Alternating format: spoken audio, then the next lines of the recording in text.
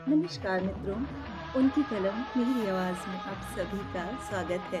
आइए सुनते हैं कहानी अल्लाह बेटियां ना दे, जिसे लिखा है शहादत खान जी ने। पूत पड़ोसी और धी पराई, यह अम्मी का सिद्ध वाक्य था। इसे वह तब से बोलती आ रही थी जब से हम 6 भाई बहनों ने लंबाई में बढ़ना, नई चीजों को सीखना और घटनाओं को अपनी स्मृतियों में संजोना शुरू किया था। उनकी नजरों में पूत यानी हम दोनों भाई पड़ोसी थे और धी यानी उनकी बाकी चारों बेटियां पराई। पराई भी ऐसे कि जिनके लिए बेमियाद खर्च करना पड़ता है, लाखों रुपए का दहेज देना पड़ता है और कर्ज में डूब मरना होता है। इसलिए अम्मी को बहनें कभी पसंद नहीं आईं। वह हमेशा उन्हें देखकर कुढ़ती रहीं, उनकी मौजूदगी से चिढ़ती थी। इसीलिए उन्होंने उन्हें कभी स्कूल भी नहीं भेजा। वे सारा दिन घर के कामों में लगी रहती। शादी से पहले पूरे घर की जिम्मेदारी बड़ी बाजी कुलसुम के ऊपर थी। फिर उसकी शादी के बाद उन जिम्मेदारियों को दोनों छोटी बहनों ने संभाल लिया। पढ़ाई के नाम पर उन दोनों ने बस पड़ोस की एक औरत से कुरान पढ़ा था, जिसे वे दिन की शुरुआत होने से पहले फजर, सुबह की नमाज के बाद हर रोज़ पढ़ती थी। फिर दिन का काम शुरू होता, जो रात के 10-11 बजे तक चलता रहता। तो भी अम्मी को सुकून न मिलता। वह जब तब उन्हें झिड़कती रहती, कोसती रहती, गालियाँ बकती और कहती कि अगर वे ना होती तो उनकी ज़िंदगी ज़्यादा आसान और सुकून भरी होती। उन्हीं की वजह से ही उन्हें परेशानियों के अलावा कभी कुछ नहीं मिला।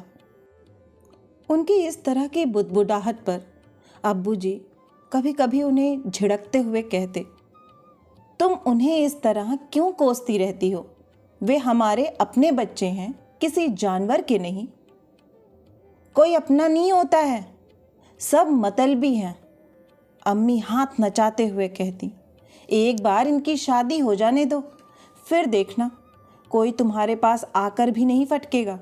ये पूत जिन्हें तुम इतना पढ़ा लिखा रहे हो ना, ये बीवियों के गुलाम हो जाएंगे, ऐसे जैसे तुम्हें जानते ही ना हो, एकदम पड़ोसी। और ये धीकड़ियाँ बेटियाँ जिन्हें तुमने सिर पर चढ़ा रखा है, ये तो लाख चाह कर भी अपनी नहीं हो सकती। एक बार शादी हुई कि बस, फिर ये और इनके मियाँ माँ बाप जाएं जहन्नुम में। और ये कोई ऐसी वैसी चीज़ नहीं है, जब इनकी शादी करोगे ना तब पता चलेगा। लोग किस तरह मुंह खोलते हैं, कैसी कैसी चीज़ों की लिस्ट थमाते हैं और फिर बाद में कहते हैं कि आपकी बेटी ही बरतेगी। अरे बरतेगी तो बरतेगी, इसका क्या मतलब? हमारी खाल उतार लोगे? लेकिन नहीं, देना है तो देना है। इन सूरियों गाली देते हुए की बदौलत, इन कंजड़ियों की वजह से, इन्हीं की वजह से कर्जे में डूबना पड़ता है, इन्हीं की वजह से पेट काट काट कर जोड़ना पड़ता है। अम्मा इसी तरह की और भी बहुत सी बातें कहती जाती। अब्बू जी खामोश से उनकी बातों को सुनते रहते और बहनें वे इस तरह सिर झुकाए अपने कामों में लगी रहती, मानो उन्हें कुछ सुनाई ही ना दे रहा हो। हालांकि इस तरह की बातें घर में कभी कभी ही होती थीं, लेकिन बड़ी बहन की शादी के बाद जब अम्मी रिश्तेदारों की शादियों में शामिल होने जाती और वहाँ दिए या लिए गए दहेज को देखती तो उनकी आंखें चौंधिया जाती, उन्हें चक्कर आने लगते और वह खुद से ही बुदबुदाती हुई कहती, लोग आजकल कितना ज़्यादा दहेज लेने लगे हैं, इस तरह तो हम जैसे लोगों को अपने घर ही बेचने पड़ जाएंगे। फिर वह अपनी सगी, खलेरी, ममेरी और रिश्ते में लगने वाली दूसरी बहनों की बातें सुनती, जो आपस में एक जगह बैठी हुई जवान होते एक दूसरे के बेटे बेटियों के रिश्तों और शादियों के बारे में बातें करती रहती। उनमें से जब कोई किसी दूसरे से कहती, सरवरी तू अपनी बेटियों की शादी कब कर रही है? उनकी तो उम्र भी हो गई है, क्या रिश्ते नहीं मिल रहे? मिल तो रहे हैं लेकिन समझ में नहीं आ रहा। जहाँ समझ आते हैं वहाँ दहेज का मसला अड़ जाता है। समझ नहीं आता कि लोगों की फरमाइशों को कैसे पूरा करूं। फरमाइश? कैसी फरमाइश? वरीशा को देख, कैसे उसने जवान होते ही झट अपनी बेटी की शादी कर दी, और लड़का भी ऐसा अच्छा कि बस पूछो मत। उसकी तो तुम बात ही मत करो। उसकी जैसी शादी तो ला मैं आज कर दूं। दिया क्या है उसने? ना बाइक, ना फ्रिज, ना वॉशिंग मशीन, ना टीवी, और ना ही दूसरी चीजें। बस 4 कुर्सी और 1 पलंग, 4 जोड़ी कपड़े और 2 चीजें सोने की। बाकी क्या? कुछ नहीं। और क्या करता है उसका दामाद? छोटी सी परचून की दुकान। ऐसे लोगों से तो शादी ना करो तो ही अच्छा। अच्छी शादी करने के लिए पैसा खर्च करना पड़ता है, जो उसके बस का है नहीं। अम्मी अपनी बहनों की इस तरह की बातों को सुनकर अंदर ही अंदर जल भुन जाती। वह वहाँ तो कुछ नहीं कहती, लेकिन घर आकर बड़ा बखेड़ा खड़ा करती, बहनों को कोसती, गालियां बकती और नफरत भरी आंखों से घूरती रहती। शाम को जब अब्बू जी काम से लौटते तो वह उनके साथ भी झगड़ती, उन्हें अपनी बहनों की कही बातें सुनाती और कहती, तुम्हारी ही वजह से ये झाड़ मेरे गले बंधे हैं। तुम्हें ही बेटों की चाह थी, अल्लाह ने बेटा तो दिया नहीं, पर ये कंजड़ियां हमारे गले बांध दी। अब मैं भी देखती हूँ कि तुम इनकी शादी कैसे करते हो। जितना तुम कमाते हो इतने में तो घर भी नहीं चलता। वो तो बस मुझे ही पता है कि मैं कैसे मर खप के इस घर की गाड़ी खींच रही हूँ। अगर मेरी जगह कोई दूसरी होती तो कब का घर छोड़कर भाग गई होती, एक दिन भी ना टिकती। अब्बू जी अम्मी की किसी बात का कोई जवाब न देते, बस चुपचाप उनकी बातों को सिर झुकाए सुनते रहते। वह भी जानते थे कि आज के इस महंगाई के दौर में जितनी उनकी तनख्वाह है, उसमें 8 सदस्यों के परिवार का खर्च चलना आसान काम नहीं है। उस पर रिश्तेदारों का आना जाना, ईद त्योहार, एक शादीशुदा बेटी और 3 बहनों का खर्च अलग। अब्बू जी जब अम्मी की बातों का जवाब न देते तो वह इसे उनका मौन समर्थन समझती, और अगले दिन अब्बू जी के फैक्ट्री जाते ही बुर्का पहनकर अपने मायके चली जाती। वहाँ उनके घर के सामने मस्जिद वाली गली के आखिर में अरशद सैयद का घर था। वह पिछले 15 सालों से सऊदी अरब में रहता था। वहाँ रहते हुए उसने अपनी 5 बहनों की शादी बड़ी धूमधाम से की थी और घर भी बड़ा आलीशान बना लिया था। इसके साथ ही उसने 2 कारें और 3 अलग घर भी खरीद लिए थे। इसके अलावा उसने अब तक अपने गांव के बहुत से लड़कों को सऊदी अरब भिजवाया था। अम्मी को उनकी भाभियों और भतीजियों से कहा था कि यदि वह भी फूफा जी को सऊदी अरब भेज दें तो वह भी अपनी बेटियों की शादी सैयद की तरह धूमधाम से कर सकती हैं। साथ ही अपने पुराने और खस्ता हाल घर को भी दोबारा बनवा सकती हैं। इसलिए अम्मी पिछले 3 सालों से, जब अरशद पिछली बार अपनी बेटी की शादी करके वापस गया था, तब से उसके घर के चक्कर लगा रही थी। वह वहाँ उसकी गोरी चिट्टी और हर वक्त सोने से लदी रहने वाली बीवी से मिलने जाती, जो साफ सुथरे पत्थर लगे घर में जिसकी मलिका की तरह चलती फिरती। उसके पास हर हफ्ते अरशद का फ़ोन आता था। अम्मी चाहती थी कि वह अपने शौहर से बात करके अब्बू जी के लिए भी एक वीज़ा मंगा दे। शुरुआत में तो वह अम्मी के साथ ऐसे ही टाल मटोल करती रही, उन्हें बताती रही कि सऊदी का वीज़ा मिलना इतना आसान नहीं है, कि वहाँ का वीज़ा बहुत महंगा होता है और बहुत मुश्किल से मिलता है। साथ ही वहाँ काम का भी कुछ भरोसा नहीं। आपको यहाँ से जिस काम के लिए तय करके ले जाया जाए, ज़रूरी नहीं कि वहाँ वही काम मिले।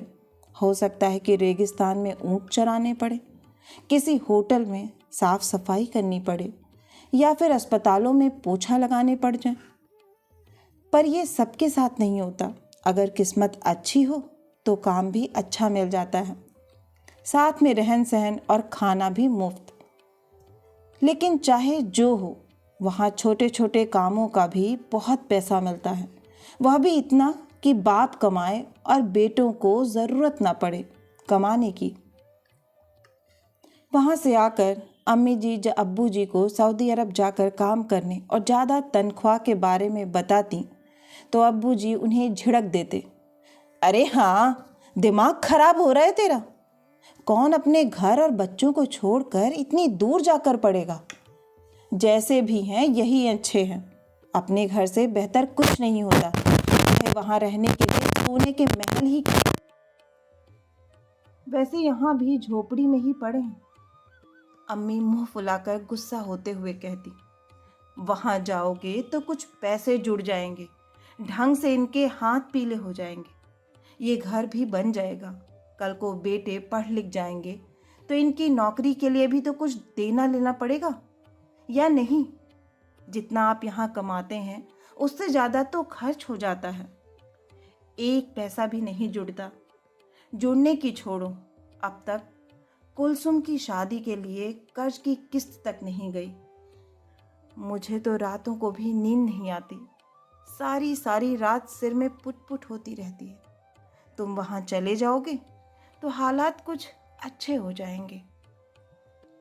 अरे खामखा पागल नहीं बना करते, अब्बू जी अम्मी को समझाते हुए कहते, वहाँ जाकर ना जीने का पता चलता और ना मर्दों का।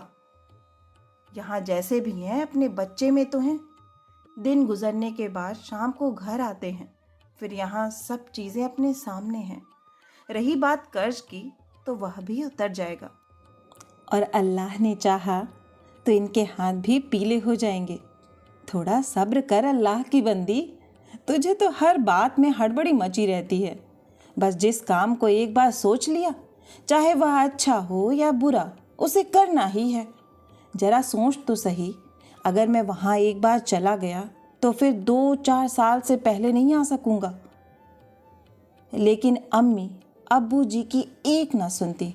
उन्होंने उनसे ऊपर होकर अरशद से 1-2 बार फ़ोन पर बात करके उसकी बीवी के साथ आज़ाद वीजे का सौदा तय कर लिया, पूरे 1,10,000 रुपये में।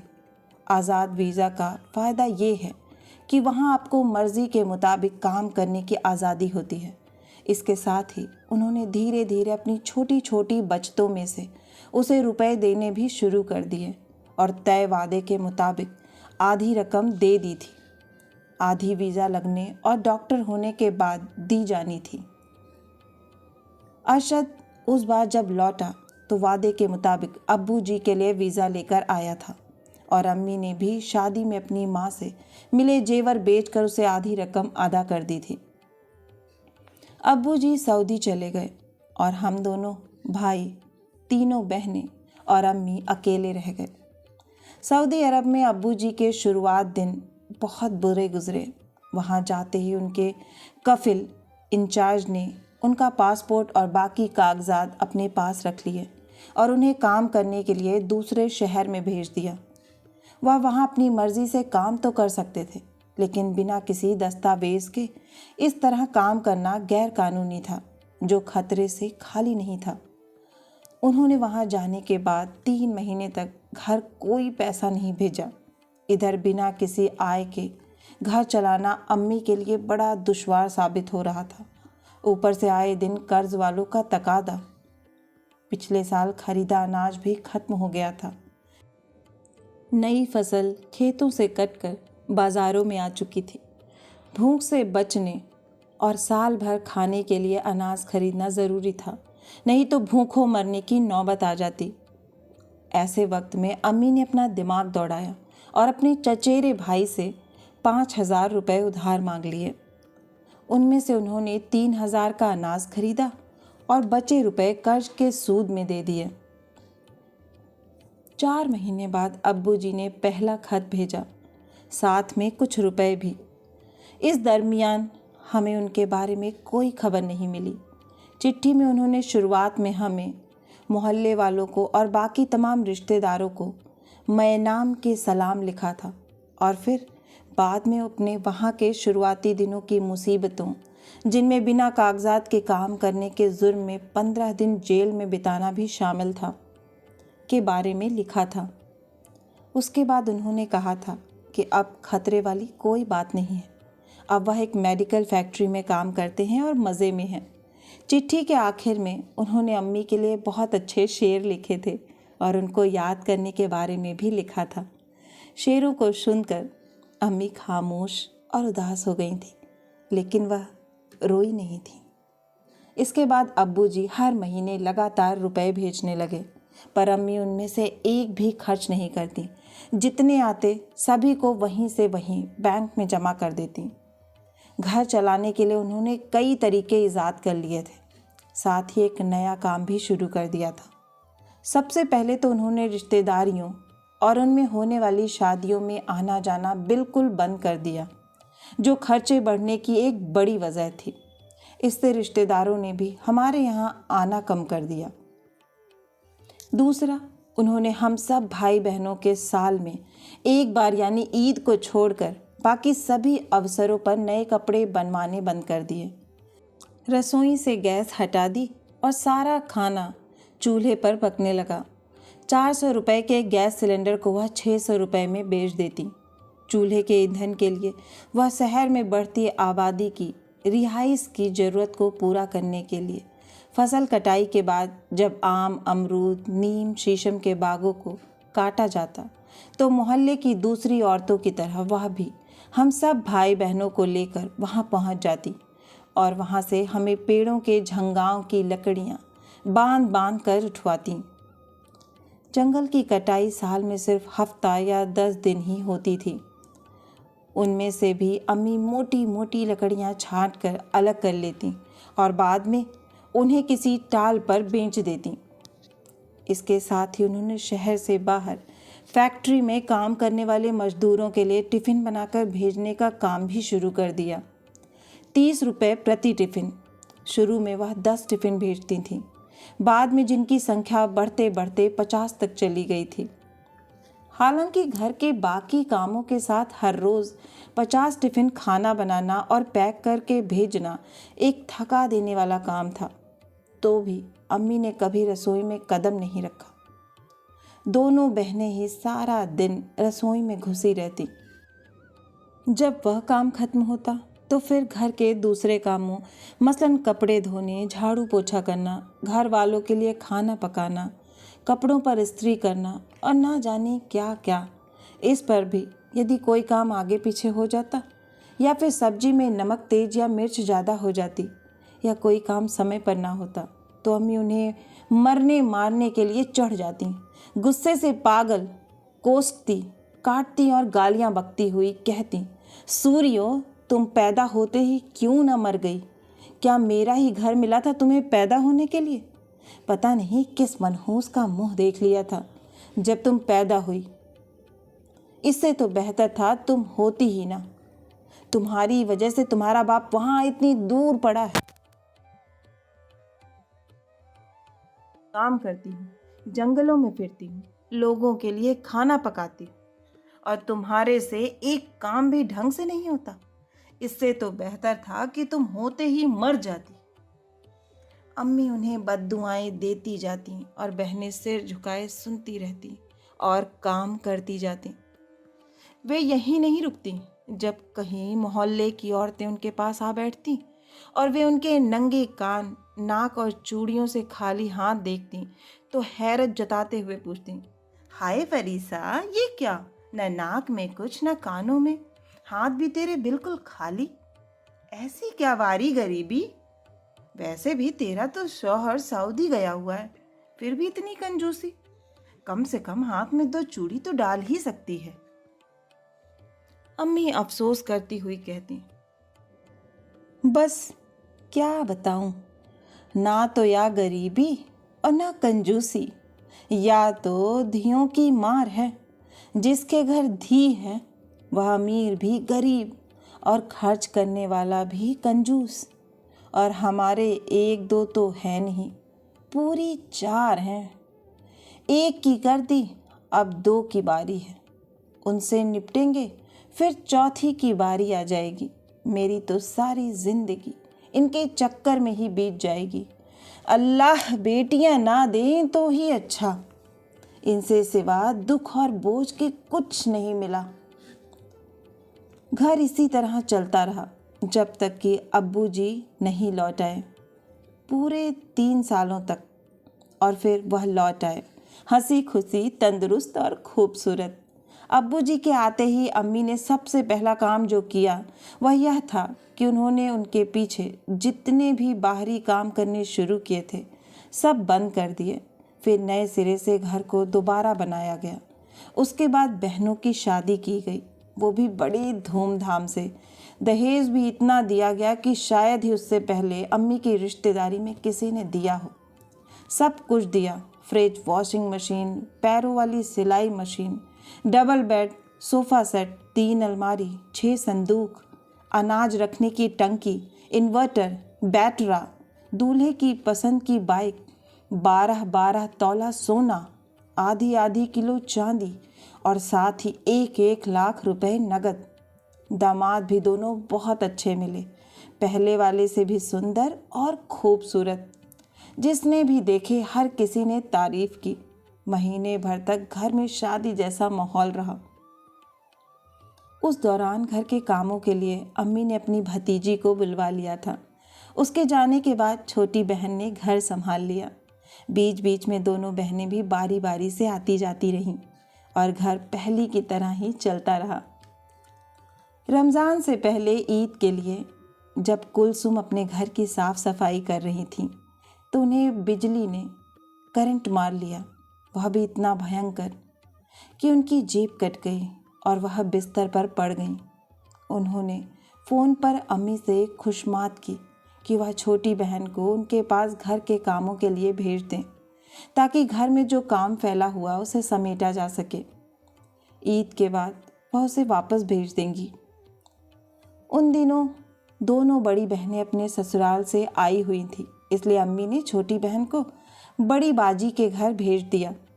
लेकिन उसके जाने के हफ्ते भर बाद ही छोटे वाला 3 नंबर का दामाद बहन को लेने आ गया। अम्मी ने उसे भी भेज दिया और अब सिर्फ कहकशा 2 नंबर की बहन बाजी घर में रह गई। रमज़ान चल रहा था। हमेशा की तरह इस बार भी मोहल्ले में खूब रौनक थी। हालांकि दिन उदास उदास होते, लेकिन शाम होते होते सब सड़कें और गलियां गुलजार हो जाती। बहन सुबह 3 बजे ही उठ जाती, सबसे पहले तहज्जुद की नमाज पढ़ती और फिर सहरी बनाती। उसके बाद जब शहरी का वक्त ख़त्म होने में 20-25 मिनट रहती तब वह हम सबको उठाती।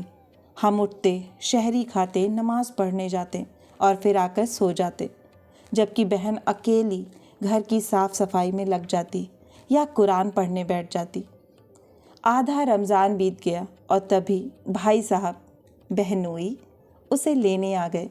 हालांकि जब उन्होंने फ़ोन करके आने के लिए पूछा था तो अम्मी ने उनसे कहा था कि वह रेशमा छोटी बहन के आने तक उसे छोड़ दें। उसने हाँ भी कर दी थी, लेकिन फिर भी वह आ गया। वह दोपहर में आया था और इफ्तार करते ही बाजी को लेकर चला गया। उनके जाने के बाद हम काफ़ी देर तक उनके बारे में बातें करते रहे और फिर तरावीह की रमज़ान में पढ़ी जाने वाली एक ख़ास नमाज पढ़कर सो गए। अगली सुबह 3 बजे अम्मी सहरी बनाने के लिए उठीं। उठकर वह बैठ गईं। उन्होंने चारपाई से नीचे पैर लटकाए और रसोई की तरफ देखने लगी। पिछले 10 सालों में वह एक बार भी रसोई में नहीं गई थीं और अब उन्हें वहाँ जाकर शहरी के लिए खाना बनाना था। अचानक उनकी आंखें भर आईं और वह सुबक सुबक रोने लगीं, खुद से ही कहती हुई, हाय मेरी बच्चियाँ, मुझे कभी किसी काम को हाथ तक नहीं लगाने दिया, सब कुछ खुद ही करती रहीं। मेरी बेटियाँ, अल्लाह ऐसी बच्चियाँ सबको दे। मेरी बच्चियाँ, अल्लाह तुम्हें सुखी रखे और लंबी उम्र दे। बाहर बरामदे में बैठी अम्मी जब मलाल कर कर के अपनी बिना किसी कर्ज या बोझ के पराई हो गई धीकड़ियों को याद कर रो रही थी, तब हम दोनों भाई यानी उनके पड़ोसी पूत मज़े से अंदर अपने अपने बिस्तरों पर सो रहे थे। आशा है कि आपको यह कहानी बहुत ही पसंद आई होगी। अगर पसंद आई है तो मुझे प्रोत्साहित करने के लिए एक लाइक करें, अपनों के साथ शेयर करें, नीचे कमेंट बॉक्स में कमेंट करके बताएं कि आपको कहानी कैसी लगी। और अगर आप इस चैनल से जुड़ना चाहते हैं और इस पर नए हैं तो इसे सब्सक्राइब करना ना भूलें। फिर मिलती हूँ एक नई कहानी या कविता के साथ। तब तक के लिए आप सभी का कहानी सुनने के लिए बहुत बहुत धन्यवाद।